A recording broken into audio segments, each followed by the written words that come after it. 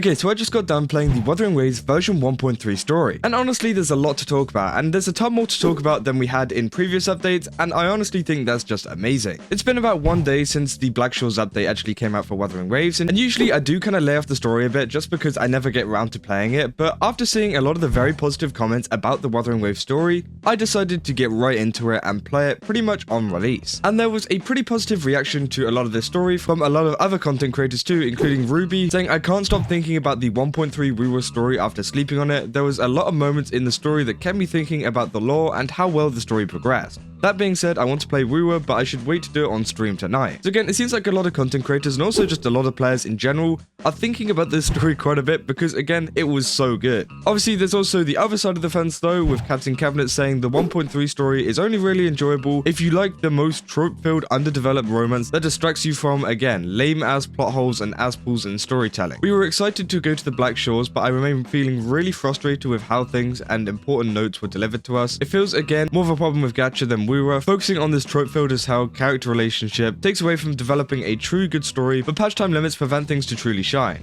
But that is just my opinion, and obviously, yeah, that's just their opinion.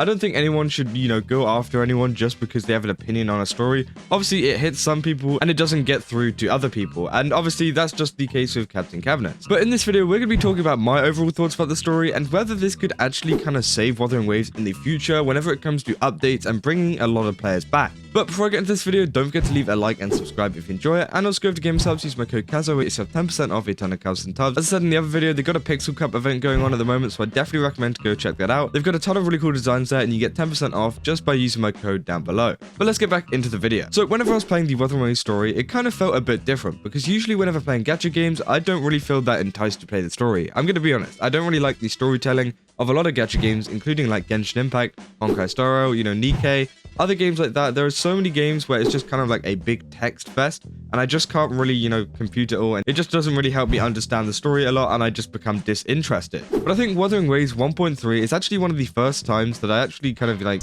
locked into a story and actually, felt a lot that was going on, and it's kind of weird to experience. Now, obviously, there has been a few times previously. I think the, start of Wuthering Waves also kind of hit with me, and I think that, some of the Genshin Impact story and some of the Honkai Star Rail story also hit with me too, but I think it would have hit a lot harder if the storytelling was a lot better. But Wuthering Waves just seemed to do everything right with the version 1.3 update. Now, there is so much to talk about, but let's just begin with the story. Obviously, it's a very good introduction to the Black Shores. We met the shorekeeper, we also met a little bit of youhu as well, and as Captain Cabinet actually said, she felt like there was an underdeveloped romance that distracted you from lame-ass plot holes and stuff like that, which I don't think is actually true at all. I definitely think that the romance aspect of it was actually kind of nice in the story, as we met the shorekeeper, and there's this whole plot thing of, they used to know each other in the past, and the shorekeeper still, holds a lot of those memories, whereas the rover doesn't. They did kind of feel like you were seeing like an old friend and that they knew you kind of well, which I thought was really conveyed well, and I actually really enjoyed that aspect of the story. But obviously, people are entitled to their own opinions. Captain Cabinet obviously didn't like this kind of aspect to it,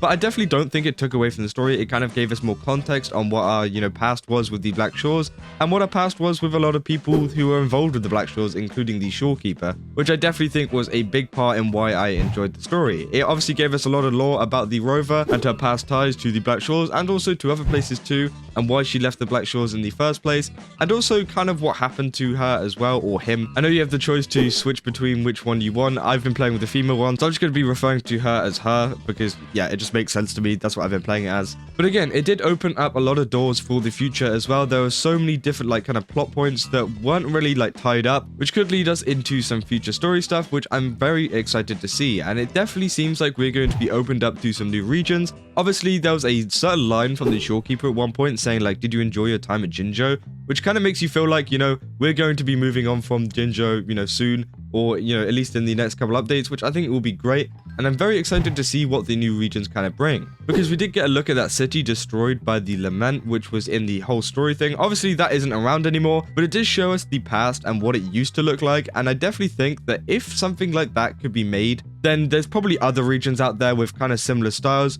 which I'm super excited to see, and I hope that we do have this kind of city area. I think that would definitely make the game so much more solid, and I don't know why. I just think that having a cool big metropolis kind of city thing would be kind of cool that isn't like Jinzhou, is much more built up, and kind of looks like the area that we saw in the Black Shores quest, I definitely think that'd be very cool. But not only was the story very interesting with the whole, Tethys system and stuff and trying to fix it, but I also thought that a lot of the kind of mechanics and stuff really helped to keeping you engaged with the story. Obviously, we had the scene where we were running and there was a lot of these train stuff, which I thought was really cool. Obviously, there wasn't much like movement freedom where you could do what you wanted, but I still thought it was a very cool aspect. And it was definitely something that we don't usually see in gacha games. Obviously, if we think to some other gacha games, you just kind of stood there talking to someone a lot of the time. And I think that, doing a lot of these different kind of like style of, quests and stuff is really cool. I definitely think that implementing a lot of these like different camera designs and different kind of styles of game is really interesting and makes this game stand out from a lot of the other gacha games, which, yeah, again, I think it's great. And it definitely kept me engaged with the story too. Now, if we go back to the story here, obviously, Captain Camellya said there was a lot of plot holes and, ass pulls and stuff like that. Which again, I can kind of agree with. There was a lot of things where they kind of just fixed things and didn't really explain why. Obviously, at the end, they just managed to fix the Tethys system within like 2 days. And it kind of begged the question, like, why couldn't they have just done this in the first place? But honestly, I don't think it really matters that much. I definitely think there was like a whole reasoning behind it. Obviously, the shorekeeper felt it was necessary to kind of guard the Black Shores and, do it in the certain way it was.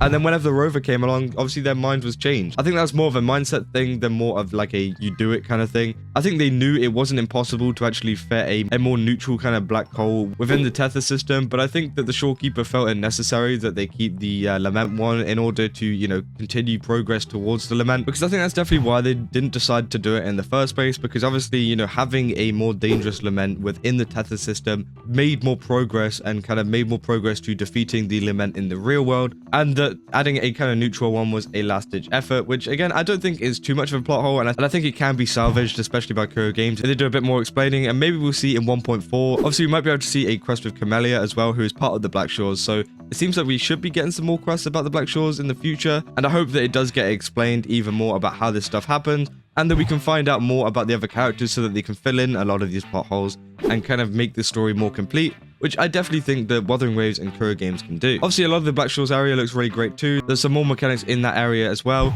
with the, portal system and stuff like that. I thought that was really cool too. I really like the puzzle kind of aspect of it. Obviously, we get a lot of puzzles in many gacha games, but I definitely think these ones were more unique and they didn't make you do it for like an hour or something like that. Like I've seen in stuff like Genshin where I'm stuck on one for so long and it just gets so boring and I kind of just want to quit. But this, it kind of just gave you one puzzle or maybe two and was just like, there you go, you're done. Now you can move on with the story. So I think that's really great. Obviously, it split it up a little bit, but they didn't waste too much of your time with that, which made the story nice and concise. And I definitely think that the runtime of the story altogether, I think it took me about like 2.5 hours, maybe 3. And yeah, I definitely think that was a very, very good, kind of runtime. I think that they definitely kept it nice and concise compared to other stories like we've seen in the past, like the Panaconi story in Honkai Star Rail. That was very, very long. And I got very bored at times with that. So I think that keeping it nice and short, but also having a lot of information and a lot of really cool stuff to do, definitely plays into Wuthering Waves' hands. And I think that in the future, this will actually guide a lot of players to come back to the game and just play it overall. Because if they've got a good story, a lot of people will remember that and want to play the game more. They want to come back, they want to play the game more. They'll be like, oh damn, the story was so good from last time. I want to play, I want to see what happens in 1.4. I want to see what happens in 2.0. Or whatever's going on. I think this story is definitely going to bring people back, and I think that's what Wuthering Waves were lacking before. Obviously, the version 1.0 release was really good, and they did have a good story, but I don't think it kind of, attached people like enough to actually stick around. But now a lot of people are saying this Black Shores update is good, and that people are coming over and playing it and realizing that it's actually really good. They are getting much more invested into the world of Wuthering Waves, and even if they just go away for a while, they'll probably come back, and I definitely think that's a good thing for Wuthering Waves because, they'll come back, maybe even put on the character. I think that definitely with the shorekeeper's story, with the whole kind of romantic side to it, I don't know if it was exactly romantic side. Obviously, a lot of people have been like kind of debating about what kind of love she was talking about in the story. It could be romantic or it could just be like a family kind of thing. I definitely didn't really know what she was talking about there, and maybe it'll get more clarified in some of the shorekeeper's companion stories in the future. But again, I definitely think that plays into the whole pulling side. I think a lot of people would, want to pull for a character that is kind of like emotionally invested with the rover. And hopefully we get a lot more good story like this because again, Kuro Games are really cooking with this. And even if like some people don't enjoy it, which again is totally fine, and I think, people have their own opinions on the story, I definitely think if they keep making good stories like this, it will eventually get through to a lot of people. And even if this story didn't hit with you, like obviously I'm not even just talking about Captain Camellya here, it could be any of you guys watching. Maybe you didn't enjoy the story. Maybe if you play the next one, which will be a different kind of story, because obviously there's so many different types of stories that they can tell, maybe that one will hit with you a little bit more. But I definitely think for me, the shorekeeper story was great, and I think a lot of other content creators agree with me, and also a lot of players too. I think I saw a poll by Stefan where he pretty much asked people what they thought about the update, and most of it was positive. I mean, it was either positive or kind of like medium. There wasn't very many in the low section, which again was really great. And it's just good to see that Wuthering Waves is back on top again and actually making some really good updates to the game and just listening to a lot of their audience, especially whenever it comes to the story. Because let's not forget, back in the beta test a while ago, the story was terrible and then they had to fix it. And now they're making stories like this. I definitely think they've improved and it's really great to see. So yeah, I just hope that Kura Games, have more up their sleeve to do with this, and hopefully we can see them cook with more story in the future. But yeah, let me know down in the comments what you guys think about the story. Did you guys enjoy it? What aspects did you enjoy? Did you enjoy, some of the gameplay aspects, or did you enjoy the story aspect? I don't know. Let me know down in the comments, and yeah, if you enjoyed this video, then don't forget to leave a like and subscribe. And as I said, go over to GameSubs, use my code CASTLE, and get yourself 10% off your ton of cups and tubs. And yeah, I'll see you guys in the next one. That's all. See ya.